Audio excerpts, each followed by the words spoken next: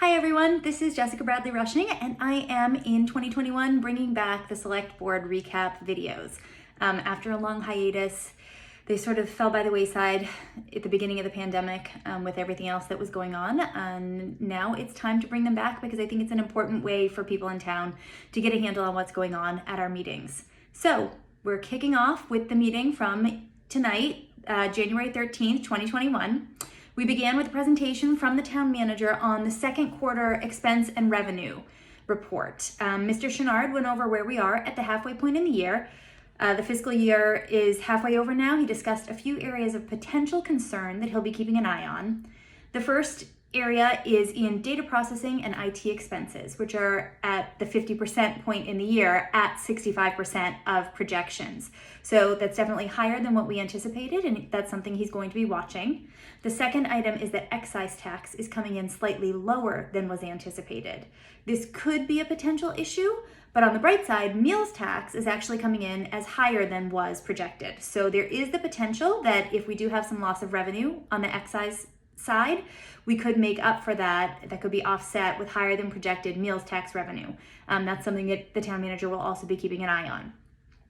The final issue that he is watching is the Solid Waste Enterprise Fund. Right now, through the first 5 months of the fiscal year, our solid waste tonnage is actually up 10% over the same time period last year. So that means we have increased tipping expenses for the town. Enterprise funds have to be balanced at the end of the fiscal year. So if we go over our solid waste budget, we will probably need to address that with a transfer at town meeting. Either that would have to come from the collection side of that enterprise fund or from the tax levy. So we need to keep an eye on that. That's something that the town manager is going to be watching closely. And also just remember that you can contribute to lowering our tonnage and our tipping expenses by only throwing out that which actually needs to be thrown out. Make sure you're recycling what you can and reducing the amount of things that you are putting in the landfill. So that was the expense and revenue report. We seem to be on track in most every other area, and we will have another update from the town manager on expenses and revenue shortly in a couple of months. We moved on to a quick discussion about the open seat on the school committee. So applications are being accepted for the vacancy on the school committee. Those applications will be accepted through this Friday, January 15th. At that point, the chair of the select board, Dan Trabucco, and the chair of the school committee, Mike Tropiano, will coordinate to set up a joint meeting of those two boards as soon as possible to fill that vacancy. And I know school committee has so much going on right now, particularly in this time of COVID, that having that vacancy filled as soon as possible will be really helpful. We do have, I think there are 3 or 4 applications currently in, and the applications will be accepted through Friday. Then we had a quick public hearing at 7:30 with Jack Vercoloni. We approved his application for a Class 2 used car dealer license. And then we moved on to the town manager's report. This, I think, is really important to emphasize. The beginning of the town manager's report discussed our COVID numbers. The December total for the town of Pembroke was 339 cases. As of today, January 13th, we already have 234 cases, so we're on pace for well over 400 cases this month. Our daily average number of cases has increased from 2.6 in November to just under 11 in December to 18 in January. So it's really the wrong direction to be moving in. And in addition to that, the positivity rate is up as well, which means that the increase in cases is not just due to increased testing. The number of tests that are being done actually have a higher percentage of tests coming back positive. So that indicates that there is a higher presence of the virus in the community. So it's really, really, really important that Pembroke residents follow all the public health guidelines, that you're wearing a mask when you are outside, that you are washing your hands frequently, that you are not going to gatherings that aren't necessary, particularly in private homes. That is suspected to be a pretty high transmission place. Please just follow the public health guidelines and stick to them as closely as possible and only go out when necessary so that we can try to drive down the cases in town so that we don't have to be in this forever. Although it was covered a little bit later in the report, I actually want to touch on vaccinations right now while we're on the same topic. Pembroke first responders are getting their vaccinations this week. The first round were administered today, and then the next 2 rounds will be administered on Saturday and Sunday of this week for the first dose of the vaccine for all of the Pembroke first responders who opted to get vaccinated. The state required towns to have 200 first responders in order to get the vaccinations, which we don't have. So our health agent and the PEMA staff actually immediately reached out to surrounding towns and worked with other towns to sort of create a regional block of first responders. And that's how we were able to get our Pembroke first responders vaccinated at this stage.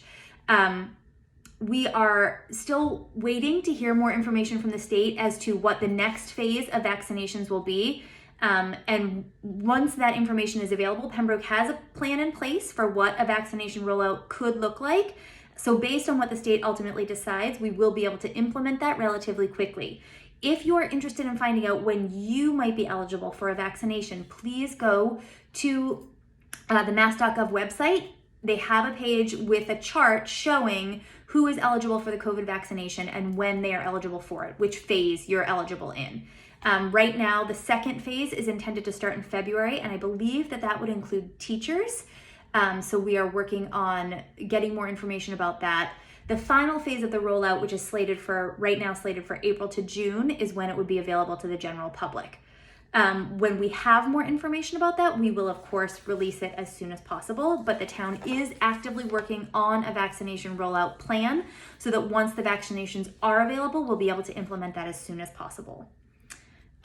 We also talked then about surplus items to be auctioned online. The town manager provided us with a preliminary list of which items we're going to auction first. There will be more pending sort of further review of what items could be designated as surplus, and then he'll have an update as well once the online auction happens as to how much the town was able to make off of those items.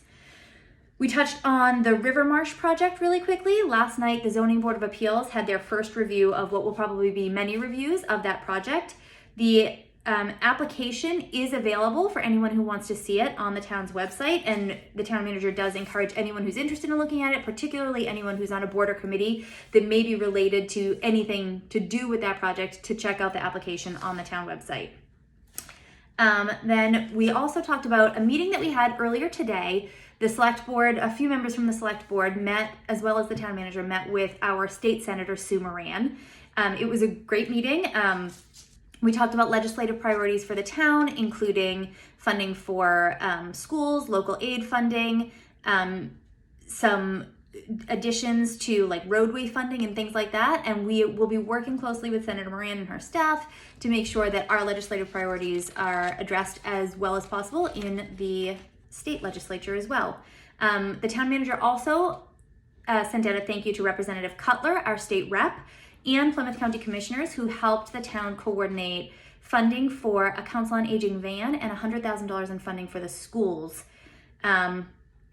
Those enabled us sort of to offset, that was through a Phase 6 CARES funding, and enabled us to get a van that seniors can use to go to appointments and $100,000 for school funding to offset some of our CARES expenses.